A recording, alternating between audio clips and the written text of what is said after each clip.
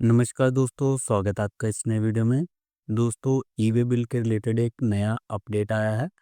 अब unregistered person भी अपने आप को ई-वे बिल पे रजिस्टर करके ई-वे बिल बना सकता है। अब पहले की तरह अनरजिस्टर्ड पर्सन को अपने बायर को ई-वे बिल बनाने की बोलने की ज़रूरत नहीं रही। अब वो खुद से अपने आप को रजिस्टर्ड करके खुद से बिल बना सकता है, जो भी सेल उसने की है। आइए इस अपडेट को पोर्टल के थ्रू देखते हैं। तो दोस्तों, जो अपडेट आया है वो ई-वे बिल के रिगार्डिंग है, बट उसकी जो एडवाइजरी है वो जीएसटी के पोर्टल पे आपको मिलेगी। अब अगर जीएसटी की वेबसाइट पे आ जाओगे तो यहाँ पे नीचे देखिए 15 फरवरी को इन्होंने एडवाइजरी इशू किया। Advisory on introduction of form ENR 03 for enrolment of unregistered dealer in e-way bill portal for generating e-way bill. तो इसको हम यहाँ पे ओपन कर लेते हैं। तो ये जो एडवाइजरी है, ये नोटिफिकेशन 12/2024 के ऊपर बेस्ड है। ये नोटिफिकेशन 10 जुलाई 2024 को आई थी। तो अब इस नोटिफिकेशन का इम्पैक्ट आपको पोर्टल पे देखने को मिल रहा है। अगर हम नोटिफिकेशन की बात करें तो यहाँ पे ये देखिए, ये नोटिफिकेशन है बहुत बड़ी, 43 पेजेस की ये नोटिफिकेशन है 12/2024। इसी का ये जो अपडेट है, इसमें बहुत सारी यहाँ पे रूल्स इंसर्ट किए गए थे इस नोटिफिकेशन में। इसी में एक 27 नंबर पॉइंट यहाँ पे ऐड किया गया था कि फॉर्म नंबर GST ENR 2 के बाद अब ऐड किया गया है फॉर्म नंबर ENR 3।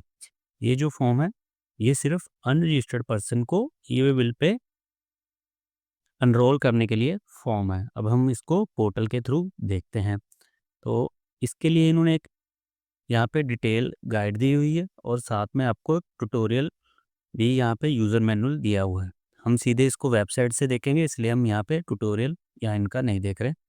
हम ई-वे बिल की वेबसाइट पे आ जाते हैं।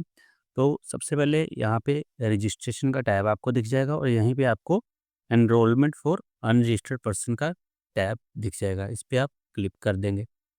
अब ये पहली बात ये देख लेते हैं कि ये फीचर इन्होंने लाया क्यों है।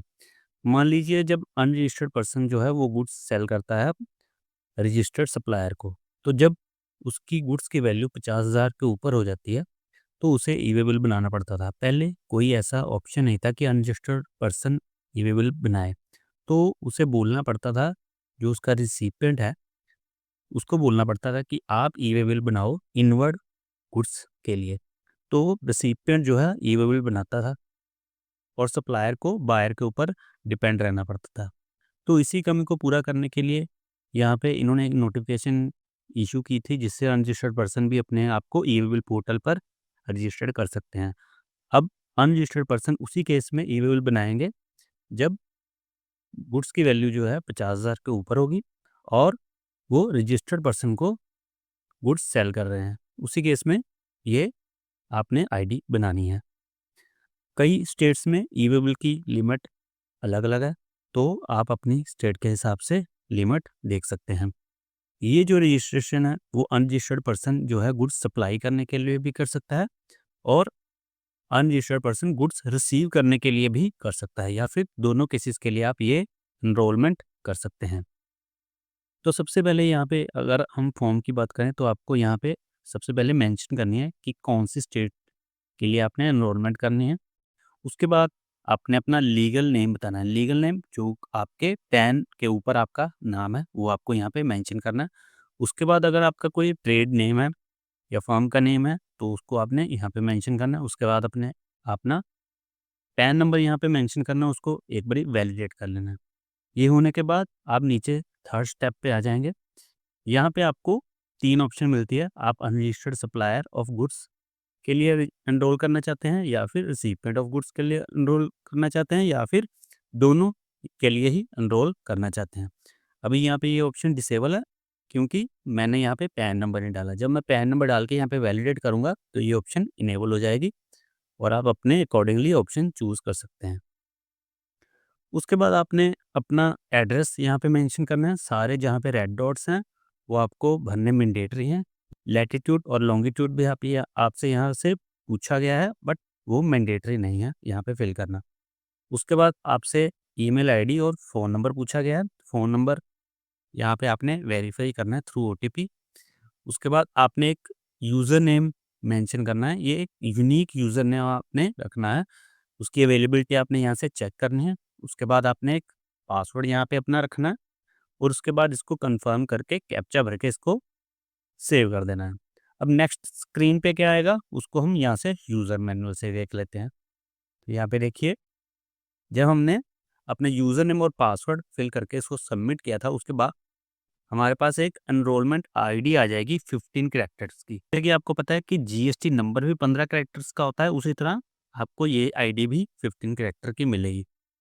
अब ये आईडी को आप मेंशन कर सकते हो जब आपने ई-वे बिल बनाना है, या फिर आप अपने लॉगिन के लिए भी इसको मेंशन कर सकते हो। ऐसा कुछ पेज आपको दिखेगा जहाँ पे आपकी एनरोलमेंट आईडी, आपने जो ट्रेड नेम, पैन नंबर और लीगल नेम मेंशन किया था वो यहाँ पे रिफ्लेक्ट होगा, आपका एड्रेस रिफ्लेक्ट होगा और जो आपकी मोबाइल नंबर, ईमेल आईडी और लॉगिन आईडी आपने बताई है वो यहाँ पे मेंशन होगी।